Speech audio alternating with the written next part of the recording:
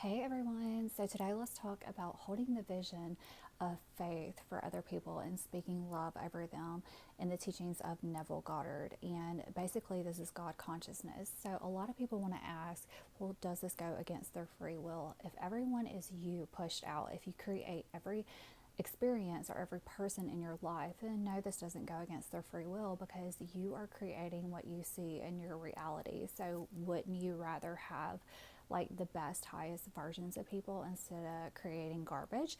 So, it takes a lot of love and faith to do this, especially when in our current reality we may see things that are contradicting what we are speaking over people, but stay with it, stay the course, and over time you will actually see those people pushed out through your thoughts and your consciousness and your awareness.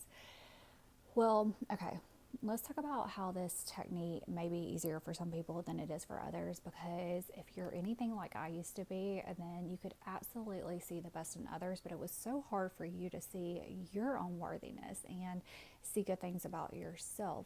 I want to say I have noticed that it is easier to speak love unto others if your cup is full first instead of coming from an empty cup. I mean, that's just universal law. In reality, we cannot give what we do not have, and you're going to see a I'm searching for the word and I can't find it, but you're going to see a difference in what you think that you want or you desire and what's actually like playing out in front of you if you're not aligned to it and get your limiting beliefs out of the way first. So I'm going to say it is a lot easier if you do the work first and then you do this over others and see the best in them and speak love over them and everything like that. But Yeshua actually did this as he was healing others. He would hold that vision of them in the highest of highs, not see them as a sick or lame person. And then, after the healing would take place, he would say, "Go forth and tell no one." The reason for that is because he did not want them to get out of that mindset and out of the consciousness of, yes, I am healed, I am well.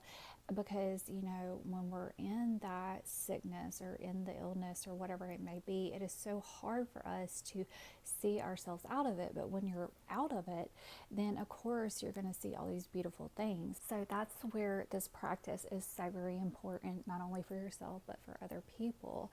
So let me give you some examples of what this may look like. Like a parent has an addict for a child, we're broken up with the love of our life, or in a bad marriage, we're jobless, or someone you know is jobless or low on money. So if you have an addict for a child, then how do you want to see the end result? You want to see them as healthy, as well, as vibrant, and having all this vitality, and of course not being an addict. So I know this is so very hard for a lot of parents who are in that situation because they're constantly seeing the trials and the tribulations of their child being in the throes of addiction. But if you can hold that vision for them, the end result of what they have and what you desire them to be, in a way of love and not manipulation, then you will see that person change. Because the thing about an addict is that they a lot of times just don't even know their own worthiness, and they don't even have anyone that believes in them because they're proving all these things to be, I'm unworthy and I'm a bad person or this and that, and it's like you'll see the change in someone when you actually speak love over them and hold them in a higher vision and a higher standard, and not in the way of control or manipulation, but in the way of, I literally see your end result and I see you being the most healthiest, wealthiest, beautiful being that there is. And how could I see you any other way? And I'm telling you, there's going to be such a change in your child when you do things like this, or even, if you're in a relationship with an addict.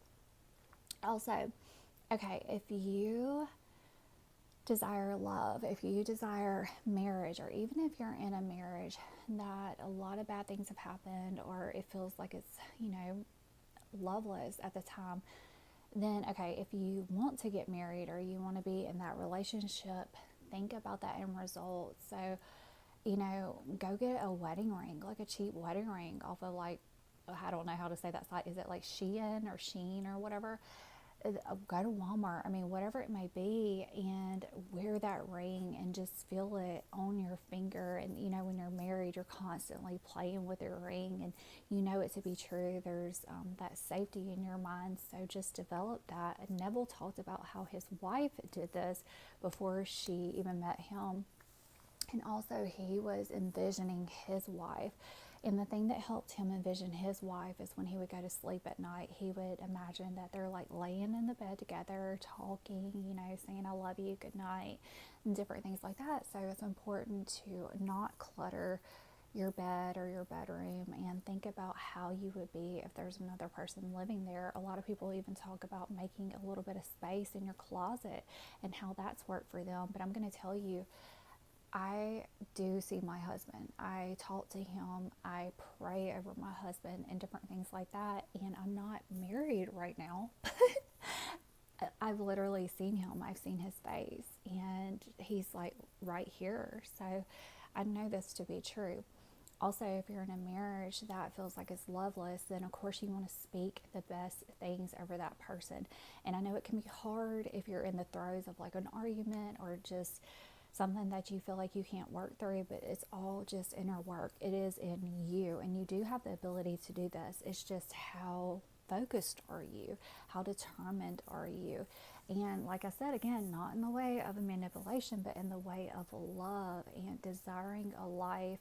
And a lot of times it's still that partner that you desire it with. It's just not the version of them that is currently showing up, but that version can absolutely change with you doing this work. Also, okay, so like if you have a friend that's looking for work, or is hard on money or whatever, think about, like, just be so happy for that friend and think about the end result where you're talking about them and like, oh my God, you got the job of your dreams and we're going out to eat. And even your friend could be like taking you on trips and stuff like that because they have so much money. I mean, why would they not take you on a trip, especially if you are the one person that has been holding that vision for them, holding that faith for them, and speaking love over them.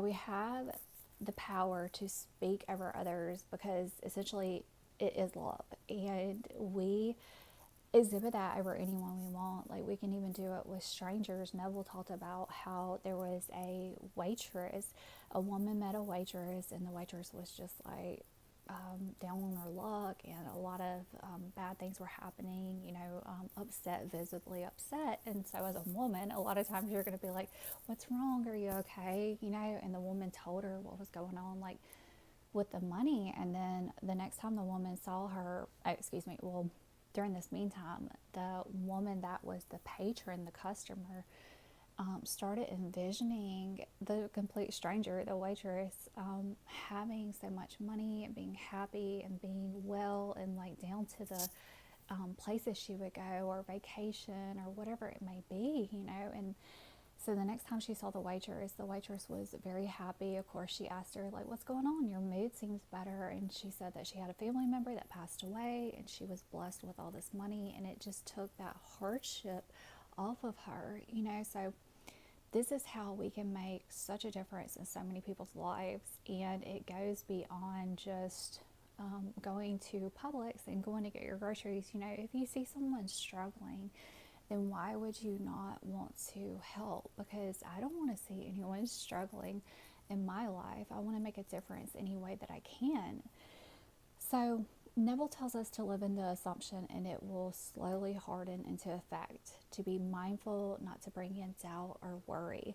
And this is where we involve his method of knowing exactly what you desire and what you desire for others and how you wish to see them. Literally bring in all your senses, taste it, touch it, feel it, smell it, and envision that. And so take that you desire into the bedroom when you go to sleep at night. And as you're falling asleep, just get so very detailed about those senses, bringing in the senses, and Like the parent that has a child that could be an addict, like see that end result and the happiness and the joy and all of those things, and bring that into your sleep state. So as you're falling asleep, then you're going to be creating in the darkness, and where true creation lies, and that's where you're doing the work. And you can't just do this one time. You want to do this over and over, and then in your waking state, really, really holding that faith, just as you would with yourself and the teachings that he implies when we're doing this for ourselves. It's every moment, every choice point, every little thing. Really think about what you desire and feel it to be true. Know it in your whole body, in your whole being. You cannot doubt this.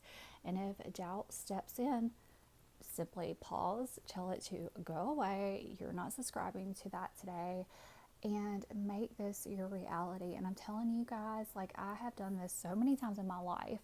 And when you see anything that doesn't look like it's not going, or if you see it where it looks like it's not going right, then that's when you know to stop and to regroup and to do your inner work, because that is just the subconscious, that's the limiting belief that's coming up, and you just have to tell that, no thank you, not today. So I love you guys. You got this. Bye.